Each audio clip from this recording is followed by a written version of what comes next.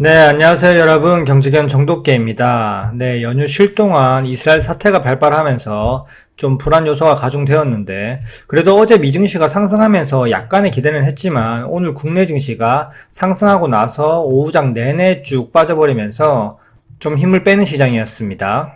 지금 상당하게 불안 요소가 많습니다. 현재 미 국채 금리도 상승해서 아직까지 내려오지 못하고 있고, 그리고 국제 유가가 이스라엘 그리고 팔레스타인 전쟁 소식에 4%대 다시 또 급등을 했고요. 달러 인덱스 역시 상승해서 내려오지 않고 있고요. 원달러 환율은 1340원 박스권 상단을 돌파해서 다시 올라갔고요. 그리고 증시가 연일 하락하고 반대 매매가 나오면서 신용잔고가 지금 급격히 하락하고 있습니다. 또한 장기간 이어지고 있는 러시아 우크라이나 전쟁, 그리고 이번 주에 가장 중요한 CPI와 PPI 발표가 있고요. 그리고 주말 동안 이스라엘 그리고 팔레스타인 전면전 소식, 이렇게 중동 지역에 전쟁이 발생하면서 국제 유가를 다시 또 끌어올린다면 인플레이션이 식어가다가 다시 또 장기화가 될 것이고, 인플레이션이 장기화됨에 따라 금리를 1에 더 인상한다는 그런 불안감 역시 더 고조되고 있습니다. 이제 증시에서는 나올 악재가 더 이상 더 있을까 싶을 정도로 악재가 많이 나오고 있고요. 이런 악재가 나오고 있는 와중에서 저희가 또 이번 주에 있을 주요 일정도 한번 봐야겠죠. 주요 일정을 보시면 이번 주는 거의 연은 총재들의 연설이 상당히 많고요. 월요일, 화요일은 연설이 상당히 많습니다. 이때까지 연설이 항상 많았기 때문에 더 이상 민감하게 반응할 그 정도의 수치는 아니고요. 연설은 그냥 참고만 하면 될 것 같습니다. 그리고 수요일날 생산자 물가지수 PPI, 그리고 목요일날 주간 신규 실업수당 청구 건수, 그리고 CPI 발표가 있는데요. CPI 발표에 또 기추가 지목되고 있는데 연준이 CPI를 발표하고 또 어떻게 반응을 할지 지켜봐야 될 것 같고요. 그리고 10월 13일 금요일날 수출입 물가지수, 그리고 인플레이션 기대치, 소비자 기대 심리지수가 나옵니다. 9월에 PPI랑 CPI를 잠깐 살펴보면요. 9월의 생산자 물가지수 PPI는 전월 대비 소폭 증가했었습니다. 하지만 근원이 좀 소폭 떨어지면서 그나마 증시 하락을 방어해 줬는데요. 그 다음에 또 CPI 역시 보시면 CPI도 전월 대비는 9월에 살짝 올라갔습니다.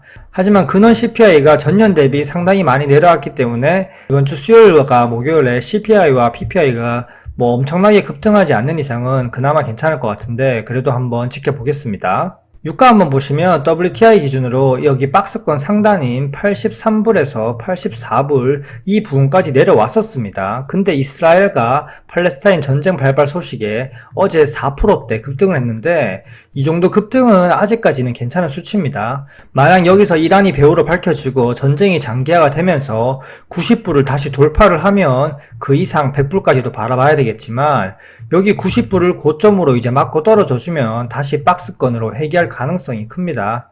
하지만 전쟁이라는 게 어떻게 될지 모르고 여러가지 이념, 정치가 엮여있기 때문에 추이를 계속 체크해 봐야겠습니다. 달러 인덱스 역시 또 다른 전쟁이 발발했는데도 불구하고 막 급등해서 올라가지 않았고요. 104, 105 부근을 지켜주고 있는데 이 부근에서 떨어져 주는지 이번 전쟁이 장기화가 되지 않는지 거기에 따라서 달려 있습니다. 그리고 오랜만에 PM-그레이드 인덱스 보시면 PM-그레이드 인덱스가 계속 중립 구간에 머물러 있다가 이제 연일 하락하면서 공포 구간까지 내려갔습니다. 이 역시 만약에 이란이 배후로 밝혀질지 아니면 전쟁 장기화에 따라서 극도의 공포 구간으로 갈지 아니면 이제 다시 또 올라갈지 지켜봐야 될 것 같고요. 타임라인을 한번 보시면 타임라인에서 이제 거의 바닥 부분까지 왔고 언더 슈팅이 나왔습니다.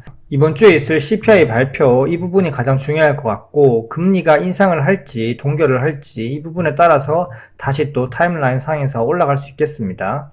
현재 타임라인 상에서는 충분히 매수해도 되는 자리고 이제 내려갈 일보다는 올라갈 일이 더 많다 이렇게 보시면 될 것 같습니다. 하지만 항상 주식에서는 공포에 우리가 담는 게 가장 어렵기 때문에 지금 전쟁 이슈에 수많은 악재들이 있기 때문에 담기는 상당히 어려울 것 같은데 저는 이 타이밍에 현금이 있으신 분들이라면 충분히 괜찮은 종목을 추가 매수해서 담는 것도 좋다고 생각합니다. 자, 다음은 국내 증시 신용잔고 현황인데요. 신용잔고 상당히 많이 떨어졌습니다. 9월 초, 8월 말만 하더라도 거의 20조 원대였는데 10월 6일 기준으로 19조 원 초반대입니다. 한 달 반에서 두 달 사이에 거의 1조 5천억 원 가량의 반대 매매 그리고 신용잔고가 털리고 있고요. 신용잔고 현황 그리고 PM-그레이드 인덱스 여러가지 지표를 봐도 이제 국내 증시는 감매도권에서 상당히 많이 내려오지 않았나 싶습니다. 제가 국내 증시는 항상 강조하는 게 환율을 봐야 되고요. 그리고 신용장고를 무조건 봐야 됩니다. 국내 증시는 워낙 도박장이고 워낙 롤링이 심하기 때문에 신용장고 그리고 환율에 따라서 국제정세와 상관없이 움직이기 때문에 신용장고와 환율은 항상 꼭 체크하기 바랍니다. 그리고 신용장고는 지금 어느덧 19조 원 초반대로 내려왔기 때문에 신용장고만 봐도 역시 위험한 위치가 아니고 충분히 담아야 될 위치다. 이렇게 보시면 될 것 같습니다. 네, 바로 코스피 코스닥 차트 한번 보러 가실게요.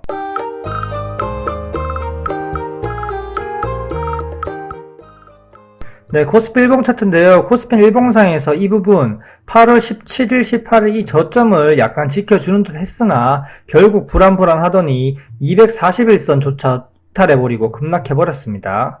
메커니즘적으로 역별 구간에서 있던 차트가 역별 구간에서 상승한 이후에 다시 또 하락하면서 241선 부분을 다시 내려와서 한번 터치하려는 경향이 있다고 말씀드렸는데 241선은 웬만하게 지켜주면 좋았을 텐데 국채금리 상승, 유가 상승에 더불어 이스라엘 팔레스타인 전면전 발발까지 뭐 이렇게 많은 악재가 나오면서 이탈해서 내려갔습니다.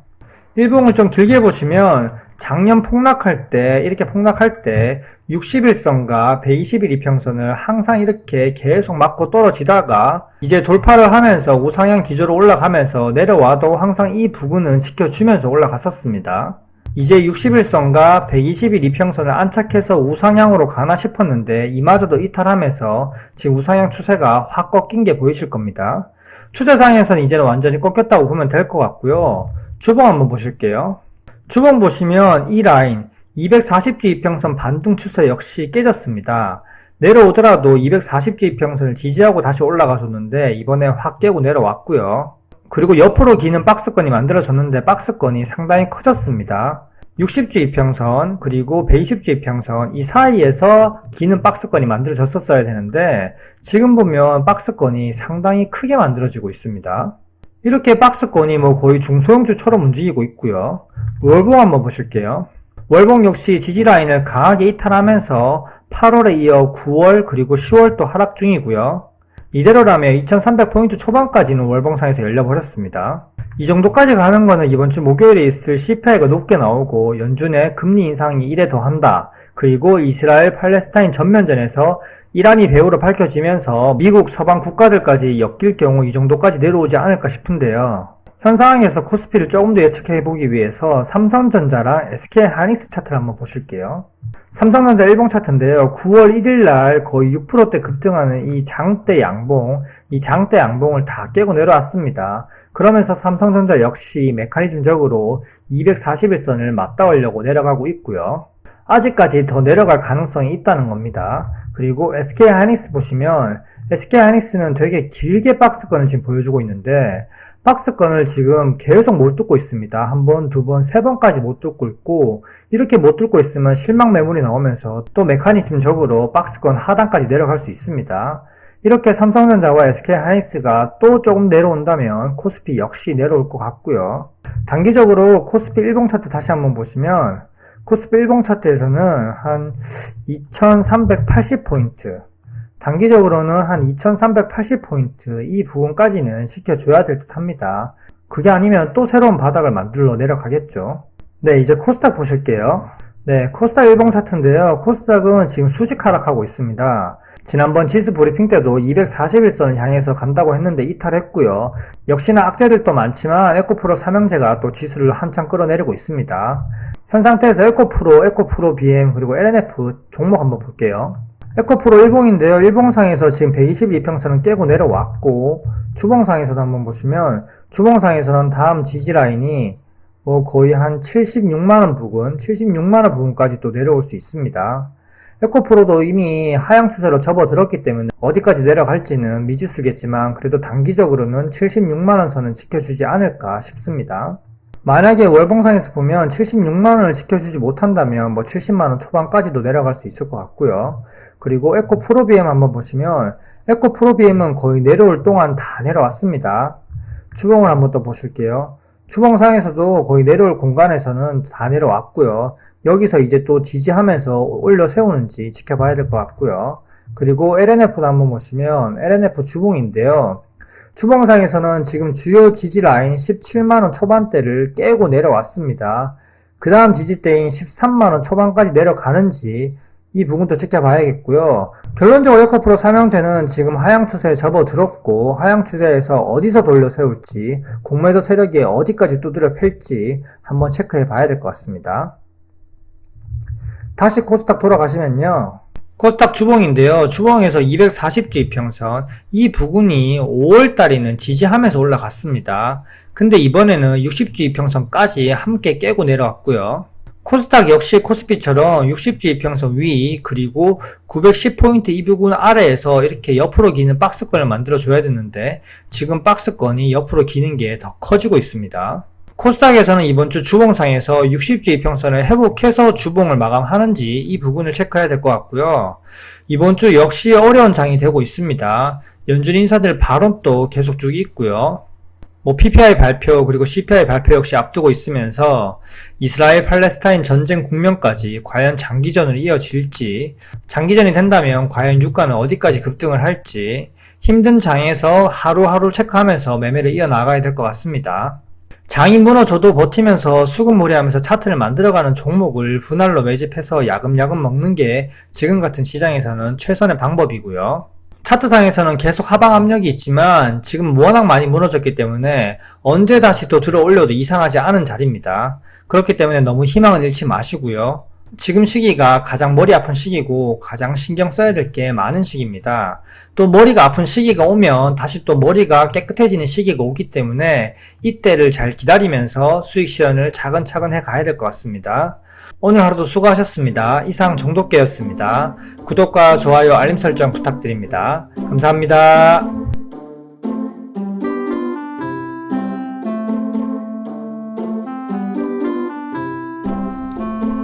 와이